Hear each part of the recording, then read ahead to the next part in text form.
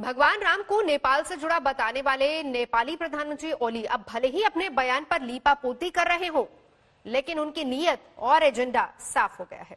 और यही वजह है कि उनके खिलाफ भारत से लेकर नेपाल तक प्रदर्शनों की झड़ी लगी हुई है। खुद नेपाल के लोग कह रहे हैं कि ओली अपने सियासी नफे के लिए भारत नेपाल संबंधों में दरार पैदा कर रहे हैं।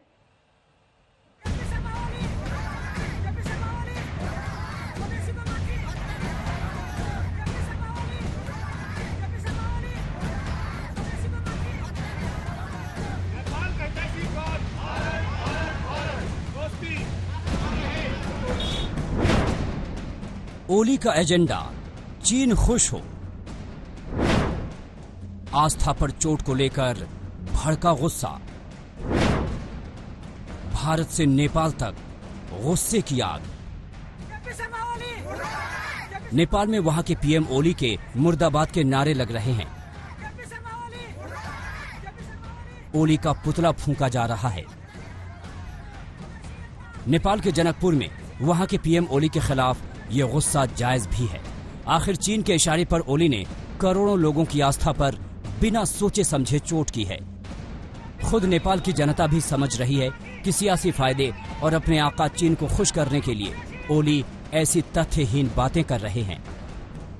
मुझे लगता है केपी शर्मा ओली जी मानसिक और शारीरिक दोनों रूप से बीमार हो चुके हैं। इनको उपचार करने के लिए जाना चाहिए। ये देश को प्रधानमंत्री पद से छोड़ करके अपने उपचार में जाए और मार्ग प्रशस्त करे। नेपाली मूल के दिल्ली में रह रहे लोगों को भी ओली की इस बेतुकी बात से किसी तरह का इत्तेफाक नहीं है। दिल्ली में नेपाली मूल के लोगों ने नेपाली दूतावास पर प्रदर्शन करके दो टूक कहा कि ओली भारत नेपाल के रिश्ते खराब कर रहे हैं, वो भी उस चीन के लिए जो नेपाल के साथ विश्वासघात करता रहा है। हम चाहते हैं कि नेपाल और भारत का संबंध जो पहले बना हुआ था वही आगे बना रहे, और जो चाइना अभी जो अपने द्वारा जो उसको अलग करने की कोशिश कर रहा है वो ना हो। दिल्ली में नेपाल मूल के लोगों ने छतरपुर में भी मानव श्रृंखला बनाकर प्रदर्शन किया और अपने पीएम के खिलाफ जमकर नारेबाजी की। लोगों ने कहा कि ओली अपनी कुर्सी बचाने के लिए इस तरह की हरकतों और बयानबाजी से बाज आएं। नेपाल की सीमा से सटे बिहार के कई जिलों में भी ओली की तथ्य और आधारहीन बात को लेकर गुस्सा दिखा।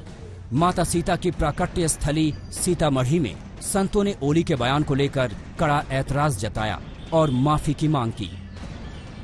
वो तो चीन का खा रहा है घूस, उसके डर के मारे बोल रहा है, उसको पता ही नहीं ये मिथिला वाले ये जो कहाँ है। और हम जनकपुर और मिथिला क्या है, जनक जी का राज था ये सब। कितना इसे जो है कोई माफ नहीं कर सकता है। जैसे उद्धव उठा रहे हैं कि ऐसे है वैसे है। जानकी जन्मभूमि सीतामढ़ी पुनौरा धाम है, अयोध्या जी में श्री राम जी का जन्मभूमि है। भारत सरकार भी इसे माफ नहीं करेंगे, हिंदू समाज भी इसे बर्दाश्त नहीं करेंगे, तो अपना बयान वापस लें। ओली की हवाई बात पर वहां के विदेश मंत्रालय को सफाई भी देनी पड़ी है, लेकिन इतने से बात नहीं बनने वाली।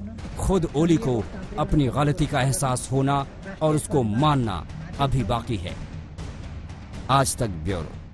नमस्कार, मैं हूं अंजना ओम कश्यप। हमें उम्मीद है ये वीडियो आपको पसंद आया होगा।